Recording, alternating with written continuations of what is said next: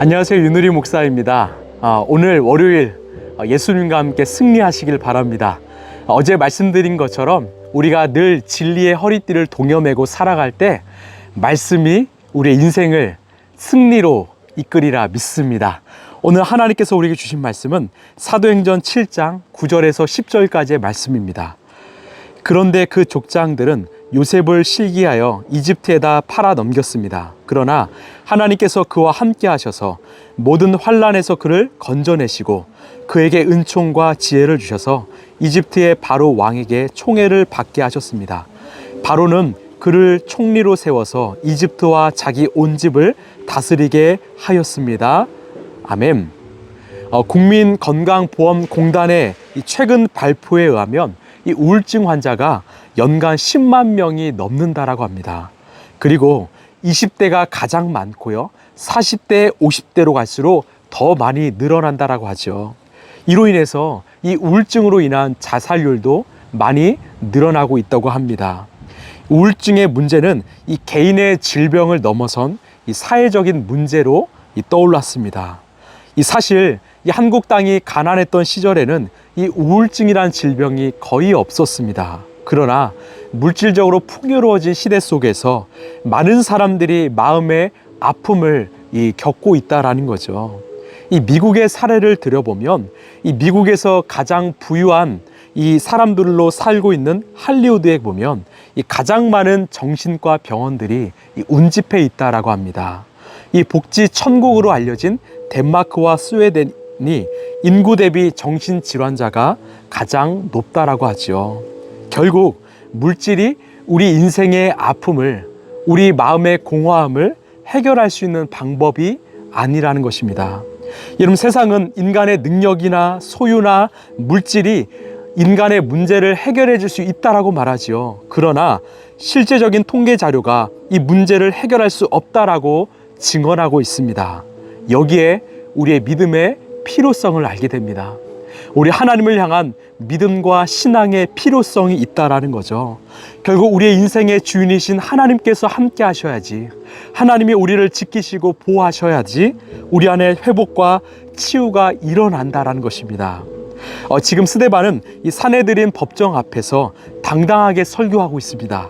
이 사도행전 7장 10절까지를 보면 이 아브라함과 이삭과 야곱, 요셉을 언급하고 있습니다. 그리고 그러면 이들에게 대한 이야기는 어떤 것인가?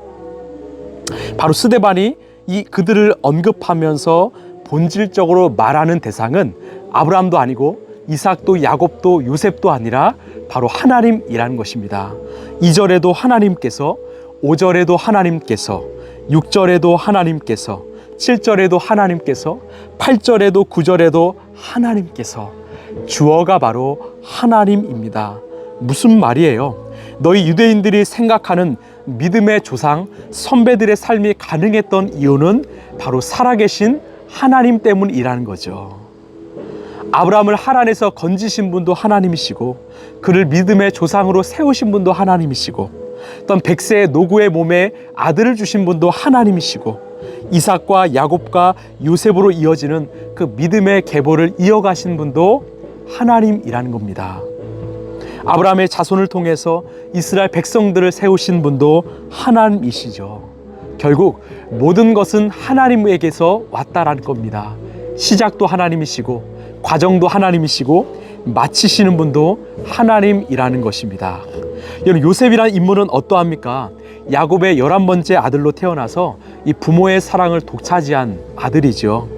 그런 요셉이 이집트의 종으로 팔렸습니다. 이제 그의 인생은 끝난 것처럼 보이지만 끝나지 않았습니다.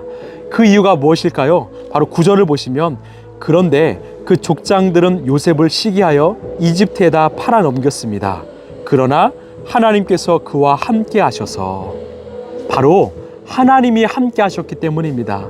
형들도 그를 버렸고 세상도 그를 버렸지만 하나님은 버리지 않았습니다. 10절을 보시면 모든 환난에서 그를 건져내시고 그에게 은총과 지혜를 주셔서 이집트의 바로 왕에게 총애를 받게 하셨습니다. 바로는 그를 총리로 세워서 이집트와 자기 온 집을 다스리게 하였습니다. 하나님은 그 문제와 같았던 그를 이집트의 총리로 세우시고 세상을 구원할 도구로 만드셨습니다. 하나님의 은혜가 아니면 설명할 길이 없는 인생이었지요. 여러분, 왜 스데반이 그 유대 지도자들에게 이런 말씀을 전했을까요? 여러분, 유대인들은 하나님을 믿는다고 자부했던 사람들입니다. 그런데 그들은 하나님을 이용했지 진정으로 믿는 사람들이 아니었다라는 것입니다. 여러분, 우리 하나님은 어떤 분이십니까? 역사를 이루시는 분인 동시에 우리와 함께 하시는 하나님이십니다. 여러분, 우리 삶에 어떤 문제가 있습니까? 낙심이 있습니까? 어떤 고난이 있습니까? 여러분, 우리가 믿는 하나님은 결코 멀리 계신 분이 아니십니다. 우리와 함께 하시는 하나님이십니다. 그 하나님께 우리의 인생을 맡기는 한, 요셉을 구원의 도구로 사용하신 하나님께서 우리를 당신의 귀한 도구로 사용하실 것입니다. 여러분, 무엇이 문제입니까? 상황과 환경이 문제입니까? 아닙니다. 하나님이 함께 하시면 그것은 하나님의 역사 가운데 있습니다. 하나님은 그 구렁텅이 속에서 요셉을 건지셔서 사용하신 것처럼 우리 인생의 고난과 고통의 구덩이에서 우리를 건지셔서 놀랍게 사용하실 것입니다.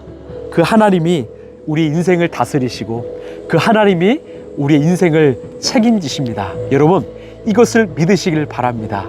이것이 바로 믿음의 기본이요 믿음의 초석일 줄로 믿습니다. 함께 기도하겠습니다. 하나님, 감사합니다. 하나님이 우리와 함께 하십니다. 하나님이 우리 인생을 책임지십니다. 오늘 또 우리와 동행하십니다. 그 믿음이 있기에, 그 하나님이 계시기에 우리는 오늘을 살아갑니다. 내 인생에 찾아온 고난과 고통이 있을지라도, 문제가 가득할지라도 우리는 두렵지 않습니다. 그 하나님이 우리 인생의 주인이요 책임자이시기 때문입니다. 하나님, 이 믿음을 잃지 않고 살아가는 우리 라이프처치 성도들 되게 하여 주옵소서. 모든 걸 주님께 맡겨오며 사랑이 많으신 예수님 이름으로 간절히 기도합나이다. 아멘. 여러분, 하나님이 우리 인생을 책임지십니다. 그 하나님이 우리와 함께 하십니다. 요셉의 하나님이 우리의 하나님이심을 이런 믿음으로 믿고 살아가시길 소망합니다. 오늘도 승리하십시오. 감사합니다.